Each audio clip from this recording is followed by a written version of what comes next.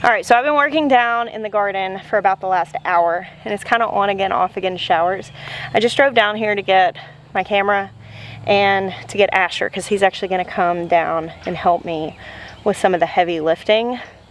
I don't know how much rain we're going to get, but I was really trying to get a couple of things done planting wise before this rain shower comes, because I'm really busy over the next few days and I know I'm not going to be able to do a lot in the garden, and so getting it in now where it could get rained in and start germinating would be nice. I'm amending beds today, sort of. I'm not like fully amending because this soil is still pretty good, but I'll tell you what I'm doing and why. Not necessarily a way that I recommend, it's just in this set of circumstances, it's what works. Lay that down right here, babe. Yeah, just drop it right there, thank you. Asher's helping me with some heavy lifting. Now if you'll have to do them probably one at a time, but I need 2 bags in that bed right there. See, this is 1 bag that I just opened and spread out. Now I wouldn't typically amend beds like this with bagged potting soil, because on my scale it doesn't make financial sense. I bought a pallet of potting soil from a local feed store for all my seed starting and filling pots and doing all of that stuff, so I've got it. I also have some bulk soil. I'm trying to do this in a little bit of a hurry, so this is sort of like the cheater way rather than using the bulk compost. The other thing is that compost isn't great, the stuff that I have. It's okay, it's just not super balanced. And so I'm putting a layer, not much, like 1 inch, of this Bacto on top of these beds as an amendment, because it is going to add some nutrition, but I can sow seeds into it and feel more confident that they're going to germinate, because this stuff has got a lot of organic matter in it. It's got some perlite in it, and therefore it's going to hold water a little bit better. So I'm just laying it out on top. Sometimes we trench, and like if we're going to sow, let's say like a line of beans, we'll go like this, and we'll fill that with like a good potting soil, and we'll just sow into that. Now this soil is actually it doesn't look bad. It's in okay shape. It's not like hydrophobic or anything crazy. But I want to give it just a little boost, because this is where I pulled out a whole bunch of brassicas in these areas. So this is just a quick amendment with something I had on hand. In a lot of cases we would do compost, and we will, like in a lot of these long beds, because using bagged potting soil, which I get a pretty good deal on that when I buy it in bulk, it's like $9 a bag or something like that. But obviously 2 bags for 1 bed right here, this is $40. That's not feasible to do this whole big garden. It's okay for a pinch, it's okay when I'm in a rush, it's okay when I'm trying to sow some seeds today, but it would cost way too much to do everything.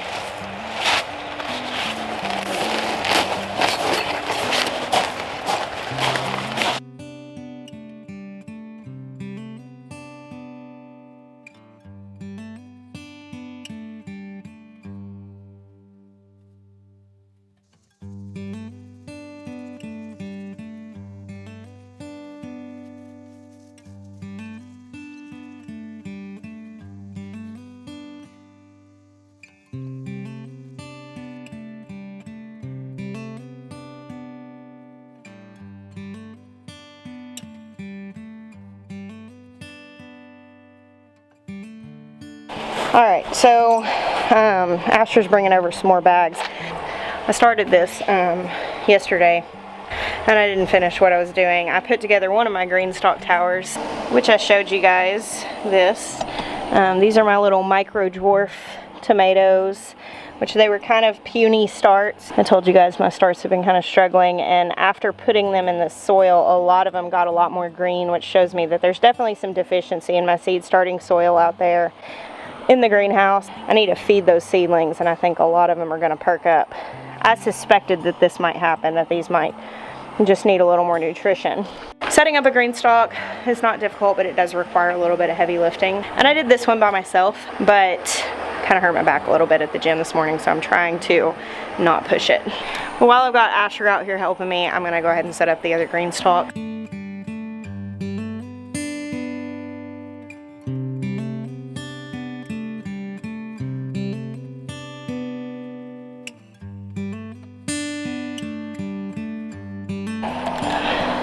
Alright, I'm going to move you guys down here because Asher's putting the wheels on my spinner on the table and it might be jerky.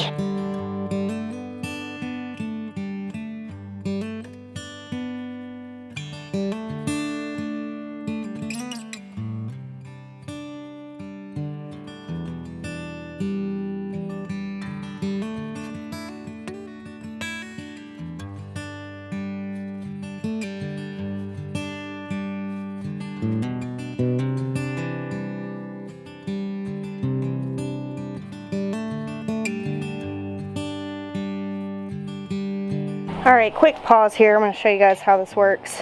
So this green stalk I'm putting together, I have the ultimate spinner bases under these, which is nice because you can spin them, but then they also have wheels, so you can move them around on the wheels. They're locked right now. But I like that. I like being able to spin it in place and then move it if I want to. This is the watering system for the green stalk. And what you do is there's holes all the way around the edge, and you line those up with the pockets of the planter, so one hole goes to each pocket. You want to make sure you do that because you're going to plant things in here and the roots are going to go down, and that's just going to more adequately water them. So there's one of these in between each layer, and I've been having Asher lift these layers up. This is easier to do as a two-person job. Like I said, I have done it before, I did it yesterday, but it's just easier to kind of guide it to go in place whenever one person lifts it and the other person kind of helps. Alright, I have made such a mess of my patio. I'm going to have to sweep my garden. Alright, so here's the top reservoir, and this one, I mean, you line up the holes, but it also has these little bits that clip on, so you can see, and then you actually just pour your water in the top, and it goes down. I always have a coupon code for Green Stalks. I've used Green Stalks and been an affiliate with them for 5 years now, but they're doing like a secret sale for Roots Refuge viewers very soon, here in the next couple weeks. I'll keep you guys posted as soon as that's going. Asher's helping me move stuff around. It's a big deal that he's out here helping me and not minding that I'm making a video. He's not a really big fan of being, yep, set it up right there in front of that garden. It's a big deal. So these two planters, the green stalk gardens, I'm doing my micro tomato project in. I'm actually not going to fully plant this one out yet because I want to finish hardening off the rest of my tomatoes. I kind of threw some of these guys out to the wolves just as an experiment. I knew today was going to be really overcast. The second half of yesterday was overcast, so they were able to kind of acclimate a little bit. One of them's looking a little crispy. The rest of them are looking really good. But I grabbed a couple of dwarf tomatoes at a plant sale, and I'm going to put them in this green stalk. So that's why I wanted to set it up so I could go ahead and plant them. Now, micro dwarfs are tomatoes that typically grow full grown. The plant is like 12 inches or less. Dwarf tomatoes can get like a few feet tall. So they're going to be kind of big in here, but I'm going to use some of the supports that green stalk makes to hold them in place if they need it. And then I'm also going to be doing the rest micro dwarfs in here. And I planted, and in this green stalk with the other micro dwarfs, I did like one pocket per level with marigolds because that's a good companion plant for tomatoes.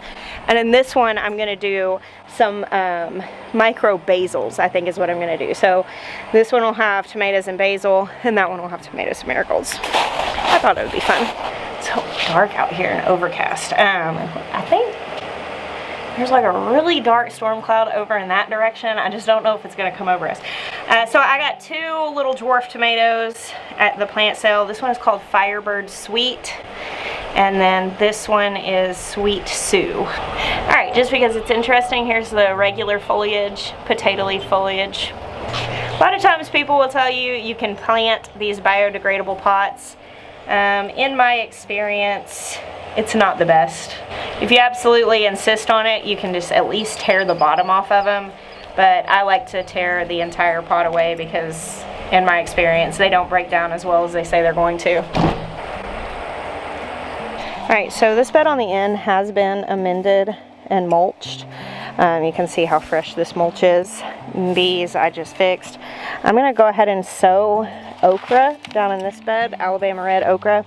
I'm doing a lot of okra down on the end, but I'm going to put one variety here, and I'll probably mix varieties down there. Alabama red's my favorite, so I'm going to give it a little bit of separation so I can save the seeds. Technically they're not far enough away that there's no chance that they won't cross-pollinate, but it's more unlikely. The thing is, I don't worry too much about cross-pollination in my garden because the worst that's going to happen is you're going to get a hybrid that is half of the variety that you want. So it's going to be a lot like the variety that you want, and it'll probably be more hardy and resistant to pests and all the stuff since it hybridized for the place that it was planted. So I don't really worry that much about that, but in a case like this, when I think Alabama red's my favorite okra, so planting it on its own just means that I'm more likely to get more seeds of my favorite okra. Oh, hey zucchini, were you wanting some attention? So the reason I'm picking this bed to plant the okra in is that this is going to get really large in these raised beds. And I kind of like that for this bed that runs parallel to the pavilion. I had said in a previous vlog how I really want to like kind of hem this space in. When everything's grown up, I want you to be able to sit in the pavilion and feel like you're kind of in a secret garden type situation. So the wall of okra will help that. All right, so I got seeds in my hand, more than I need. I'm gonna plant these kind of, I'm gonna do 2 per hole. If they both come up, I will thin them because I only want one growing in each space. As you can see with this mulch being in place, I'm just moving it out of the way so that this seedling, when it comes up, doesn't have to fight through that mulch to get to sunlight. Once the seedling gets to be, you know, a couple inches tall, I'll close this mulch up around it. And I'm gonna go probably every 2 feet or so in this bed. And then on the other side, I'll stagger it, so I'll put them right there. So they're in a little bit of a zigzag, giving them a little bit more space.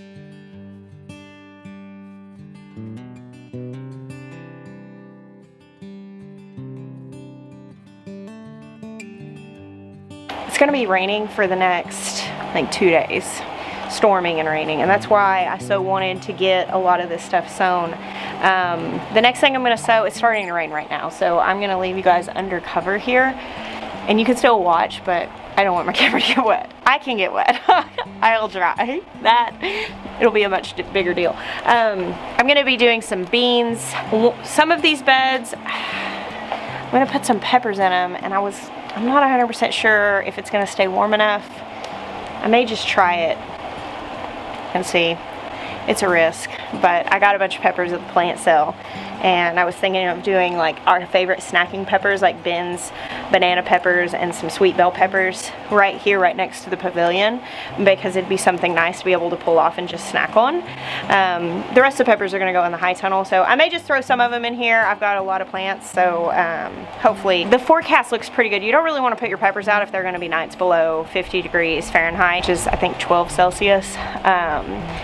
Because they can stunt. But the 10-day forecast looks pretty good, except for one night that's like 48, so it's kind of close. I may just risk it. Okay, so peppers I'm just gonna put on down on that end. Peppers like to be close together. The thing that I've heard that I really like, the saying is peppers like to hold hands. So these are gonna be about 18 inches apart, meaning that I can put 3 in a row going on the short ways of the bed. So like 3, 3, 3. 18 inches each way, ish, 18-ish inches. And then on the other end, I'm gonna fill that up with some dragon tongue bush beans.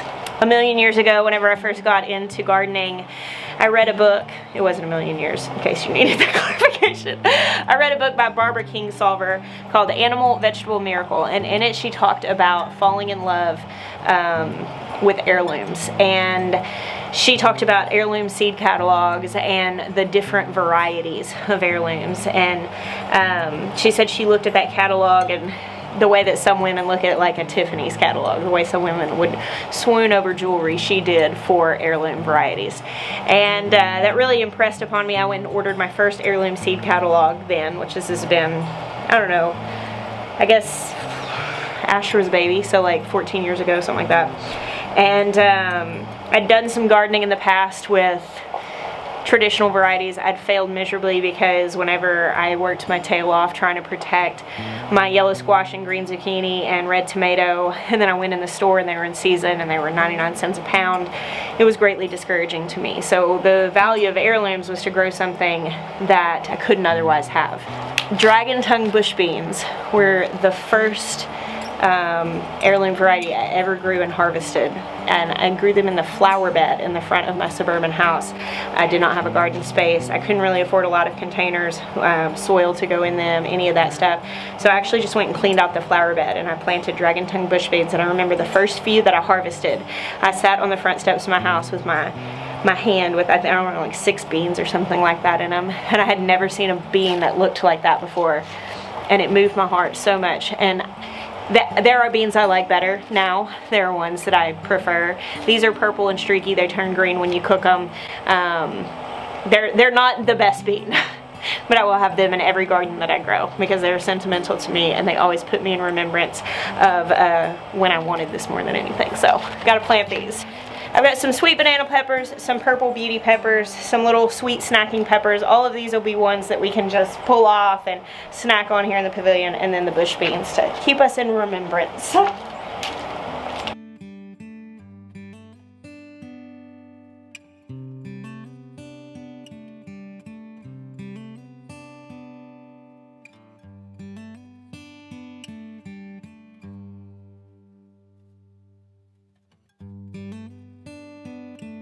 Alright, real quick before I close these up, I'm going to show you what it looks like.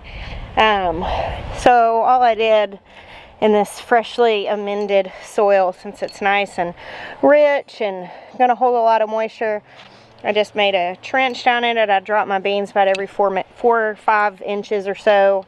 There's probably like maybe like 6 inches in between here, maybe 7 in some places. And now I'm just going to cover this back up. This next couple days of rain will be really good for these beans to germinate. Beans do like it wet to germinate. If some people tell you to soak beans and peas, if you live in a very arid place where it's very dry, that might be a good idea. It's wet enough here that I've never ever had a problem with beans germinating with just the normal watering and rainwater. Having highly rich soil that's got a lot of organic matter in it helps because it's going to hold moisture, and moisture is what helps germination happen. Beans come up pretty quick too, so these ought to be up here in just the next few days. Another thing that I was going to show you is some of these pepper plants are putting blossoms on. I'm going to pull those off. Since I just planted these, I really want them to give their attention to putting their roots down rather than trying to set fruit. So if they were to set that fruit right now, it could stunt their growth, and I'd rather them be bigger and have more fruit in the long run rather than sooner and less. Over on this side, I put in eggplants that I got from the plant sale, so they were a little on the larger side. And down here I have a dahlia that's growing. There's a little bit more space in here. I may throw something else in. But eggplants and peppers, I mean, they can get a couple feet tall, even more really. By the end of the season they'll be real big, but they're going to be open, and then I want to put the taller things towards the back to give that hemmed in feeling, but I don't necessarily want to block off my view of my garden. So when I'm sitting here, that's why I'm not planting anything that's super tall right in these immediate beds right next to the pavilion. I actually think I need to run up to the house and grab some more seeds to finish out that other bed. I just have to decide what I want to put in it on the fly like this. This is why you should have a plan. Do as I say, not as I do. Thank you guys for hanging out with me today. It's been fun rush planting the garden, and bless you. Until next time.